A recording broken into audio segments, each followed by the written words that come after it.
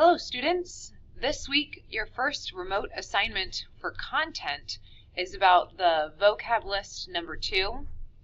I'm posting my annotated list for you, and I'm also going to post a blank one, and then the assignment that you need to do, which is of course to categorize those words into our different categories. I wanted to begin by going over the terms and their definitions. This list is probably something that you're less familiar with than the list from last week. So I want to take some time going over the words. Abolition, you've probably heard of before, to abolish or end something. Specifically when we're talking about the Industrial Revolution, we're talking about the abolishment or the movement to end child labor. That's kind of the theme for this week. So you guys will be watching a video about child labor later on this week. The bourgeoisie, right, or if you're in French class, the bourgeois are the middle class. We saw growth of the middle class during the Industrial Revolution, or because of the Industrial Revolution. That was one of the long-term effects of it. The business cycle is the measurement of economic activity into periods of growth, peak, recession, and depression. And I drew this little itty bitty tiny graph here as the example. That is an example graph of the business cycle. We see this in capitalist economies, right? Peak is the highest point, depression is the lowest point, recession is going down to depression, and growth is going up to peak. So we see those 4 different phases of the business cycle. Our example of the Great Depression was in 1929. That was when the United States hit like a lowest point. The most recent recession from 2008, the Great Recession that you've lived through, you were born during it, we've been recovered from that, and then obviously what we're going through right now is brought on by COVID-19. And I guess we could say that the economy is kind of in a recession or just a slowdown because of that right now. One of the things that we'll be looking at with this list is the 3 different types of economies. So we have capitalism, we have communism, and we have socialism. So these are our 3 different types of economies. Capitalism is also called a market economy. It's where we have private ownership and everything is operated for a profit. The United States is our example of a capitalist economy. The theorist behind this was Adam Smith. We've mentioned him before in our last unit with our Enlightenment thinkers.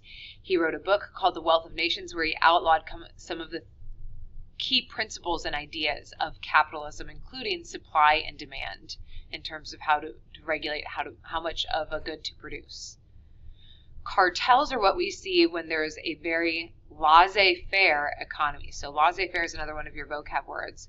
A cartel is a group of companies that join together to control the production and price of a product. So to talk about an example of that, one thing that we see currently in the world market today is oil as an example of a cartel industry. OPEC is oil producing and exporting countries, and that cartel controls how much oil is produced and the price of that product. Obviously, we do have some competitors with natural gas here in the United States and coal, but oil is such an important commodity, and that production of that is really controlled by those oil-producing countries. Most of those are in the Middle East, but then there's also Venezuela. One thing that we've seen with the economy slowdown right now is that the price of oil is very, very, very low because we're not using it as much in terms of gasoline and things like that because of the slowdown in the economy. Collective bargaining is the ability of a labor union to communicate their demands to their employer. So this is something that we see tied together with unions. Those terms belong together. Unions are association of workers that form to bargain for better working conditions and higher wages. So those group of workers collectively bargain to get better wages, hours, and working conditions. So safer conditions for work, higher wages, and shorter hours. Communism is our second type of economic system. It's also known as a command economy. This is when the government makes all business decisions. So the key thing that I want you to know for communism is government. That's who's making the decisions here. Our theorist behind this idea was Karl Marx. The Soviet Union was the first country to go through a communist revolution. It started when they dropped out of World War II early in 1917. They're going to surrender, World War I, surrender in that war, and then they will go from into a civil war, and the communists are going to win there, and create the Soviet Union. So this is the world's first communist economy, communist country, and we'll talk more about that hopefully when we're in person learning together in a couple units. A corporation is a business owned by stockholders who share its profits and are not personally responsible for its debts. This is something that we see in capitalist economies. So if you've ever heard of the stock market, these are corporations are being sold on the stock market. So Nike is a good example. Google is an example. Big companies like that we hear of, those are bought and sold. You can sell shares. So this kind of goes along with stock. Shares in a corporation are sold in that frame in a stock market. Depression is the lowest point of the business cycle. So again, going back up to my graph over here, depression is this lowest point. So we're not talking about an emotional state of being here. This is the economic definition for depression, the lowest point of the business cycle. So this is where unemployment is at its highest, and people are really suffering. The labor union, like I said before, is an association of workers. So workers in the field who join together. So for example, the teachers here at Miami's Brick City schools have a labor union, but traditionally we saw it in a lot of jobs, like when the textile workers unionized or the steel workers unionized or coal workers unionized for better wages, hours, and working conditions during the Industrial Revolution. Laissez-faire is the relationship that the government had with businesses during the beginning of the Industrial Revolution. It was hands-off. So laissez-faire literally means to let it do or let it be. It's a French term. And it's when the government would not interfere or regulate businesses or industries. They were very hands-off.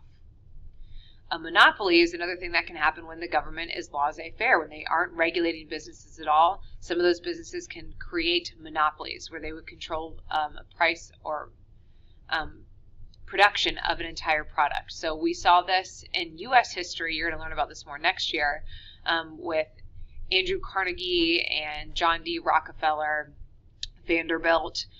Vanderbilt controlled railroads, Rockefeller was oil, and Carnegie was steel. And they would basically be able to beat out all of their competition and basically control an entire industry, thereby making lots of profits because they can charge whatever they want if they have no competitors. The proletariat were the working class during the Industrial Revolution. So we see this term a lot when we're talking with our communists here of the bourgeois and the proletariat, but that's the working class of the Industrial Revolution. So these are the workers who are working in the textile mills, the coal mines, the steel mills, doing that hard manual labor. Socialism is our third type of economy that is a mixed economy, this economic system where the people as a whole rather than individuals own the property and operate the businesses. So I think this one is the most difficult to understand in theory here. The best way is that this is mixed. It's a little bit of capitalism and it's a little bit of communism. Our example country is Sweden. So for example, in Sweden, they have certain industries that they believe everybody should have access to. So things like healthcare, things like electricity or the internet, those are going to be owned and operated by the government so that everybody can have equal access to them. But if you want to open up your own cupcake shop, you're still going to be able to do that. That would fall under like the capitalism part of it, that you would still have private ownership of some businesses. I talked about stock already. That's shares in a corporation. So this is something that you can buy. You can buy shares in Hershey's chocolate and own part of that corporation. When they make money, you make money.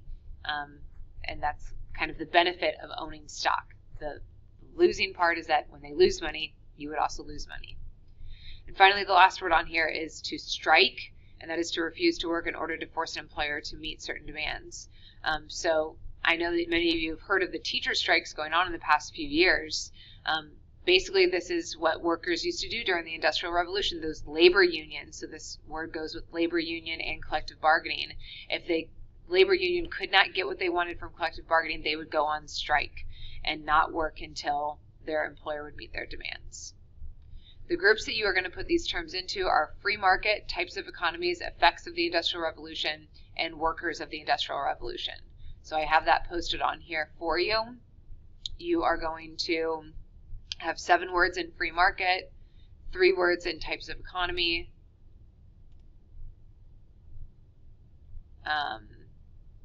5 words in workers of the revolution, workers of the Industrial Revolution, and 1 for the effects of the Industrial Revolution. We are going to have a Google Meet today to go over these answers, or a Google Meet on Tuesday to go over these answers and to talk about the Leeds primary source. If you have any questions, send me an email. Have a good day.